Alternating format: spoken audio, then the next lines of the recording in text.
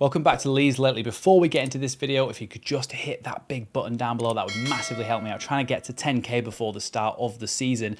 Tomorrow is the charity match. Make sure you go ahead and check out the link in the description down below, leedscreatorcup.com, and that will give you all the information. You can either buy a ticket and go to the event, or you can actually go and get a ticket on the door as well. For adults, it's £7. For children, it's £3, and it's all for Prostate Cancer UK. If you can't make it to the event, there is a live stream on Joe Blackburn's channel tomorrow around 12 o'clock. Make sure you go and check that out. And there is a way to donate as well on there as well. So with that all out the way, let's talk about transfers then. Because again, we've got more transfer news.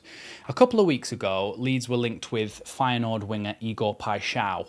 And it seemed at the time that the rumour kind of got squashed, and it seemed that Igor Paixao didn't actually want to come to Leeds. However, in recent hours and days, we've had more information that Leeds have now made contact with Igor Paixao's agent, and the deal might be progressing. So the aim of today's video is to say, here is Igor Paixao, this is the type of player he is, and this is why Leeds want to sign him. So that's what we're going to go through today. So first of all, let's talk about kind of the player profile. Now, as you can see on the screen here, you've got the player trading card, as we do in some of these transfer videos now.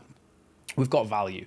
Now, we've put the value at 4-star here for Igor Paixao because he looks like a fantastic player, and he really does. And you'll see throughout this video that he looks like a great player.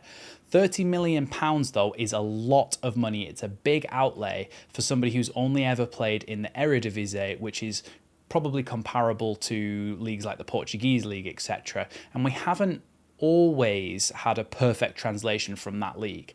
However, there are some cases where you can say it's worked very well. For example, Cody Gakpo, one that Leeds were linked with for a time. So there is precedent that a player can come from the Dutch league into the Premier League. Obviously, that's just one recent example, and do really well. So the value was at 4-star because if he plays like he's played in the Eredivisie, then you are getting a hell of a lot of player for that money.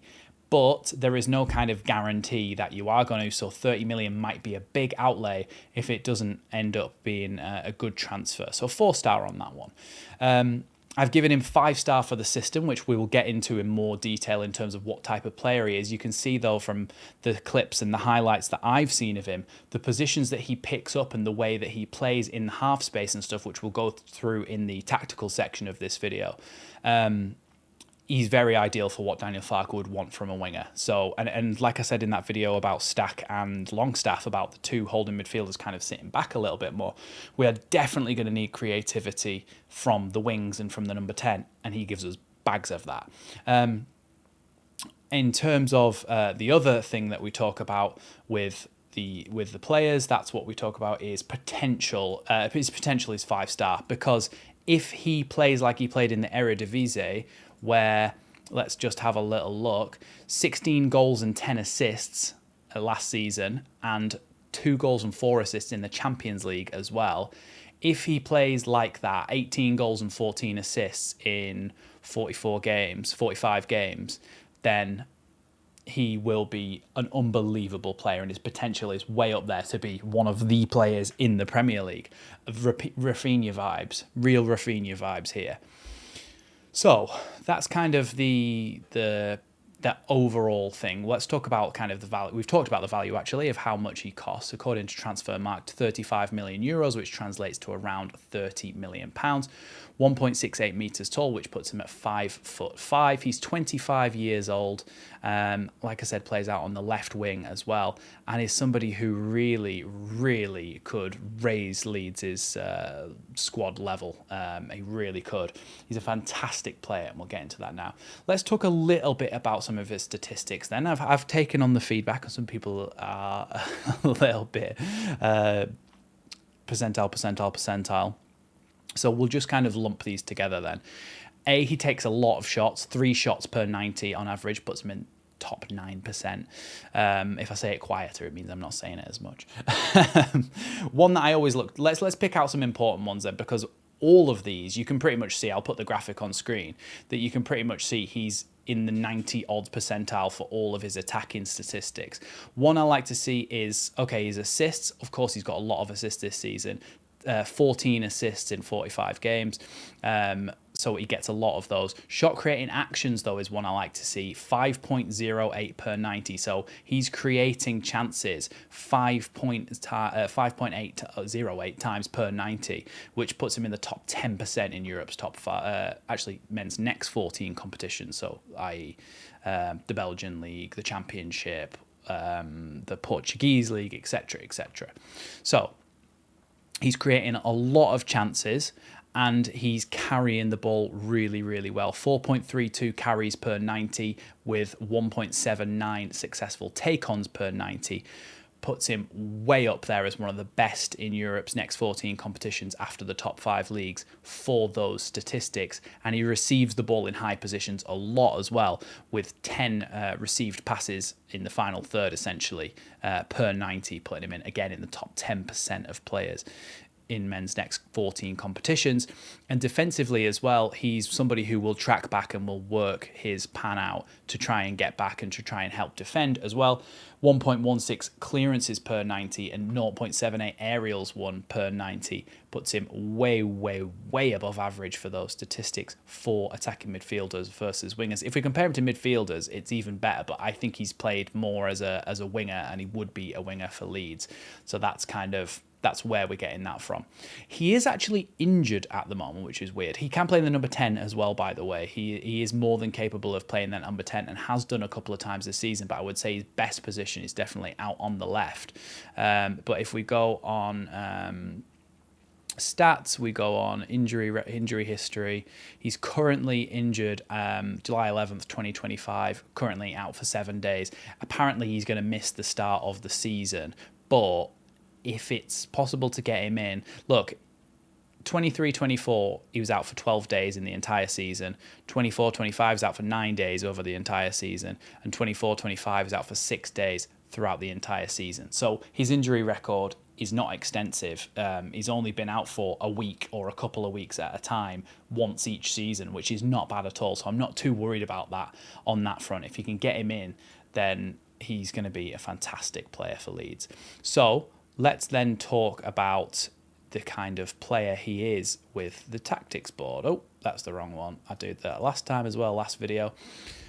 Okay, so now we've got the tactics board. I'll just move over this way a little bit so that you can definitely see me.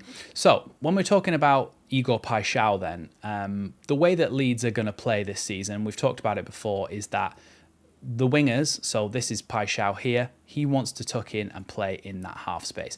When I was talking about earlier on the kind of clips and the highlights I've seen and how he'll fit into the system, Daniel Farke, of course, loves this half space here, this area here between the edge of the box and the post. Right down there, you can draw the lines in. This area here basically is where most goals are scored from statistically. He wants to get into those areas, and I think that suits Leeds down to the ground, because a big part of the way that we play is to send our midfielders to here, have our defenders here, and have this kind of 4-man rest defence in here.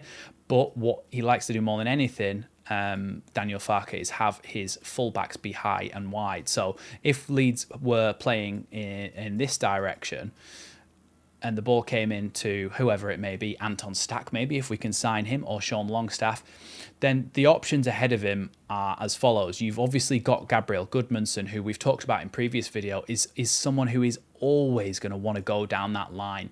And the complementing factor of having Igor Paixao in this kind of winger role that's drifting inside is that he is going to find so much opportunity in the box, in this half space, because of Gabriel Goodmanson, basically giving this defender a headache. Because the thing here is, this defender here is outnumbered because we've pushed the fullback so high. So then you say, okay, well, that means that the other centre-back will come across and then it's 2v2.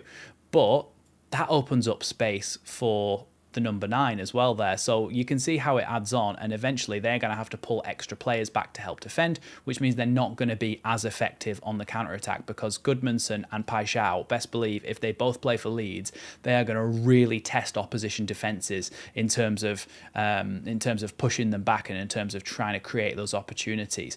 The other day I talked about the fact that previously, last season, we'd have somebody like Joe Rothwell who might play a little bit higher in here and provide a bit of extra support in there. I don't think that's going to be the case as much next season because of our kind of positioning in the league. We're going to be someone who is a lot less likely to be on the front foot. So we're going to need to have this safety net of this 4 back here as your rest defence.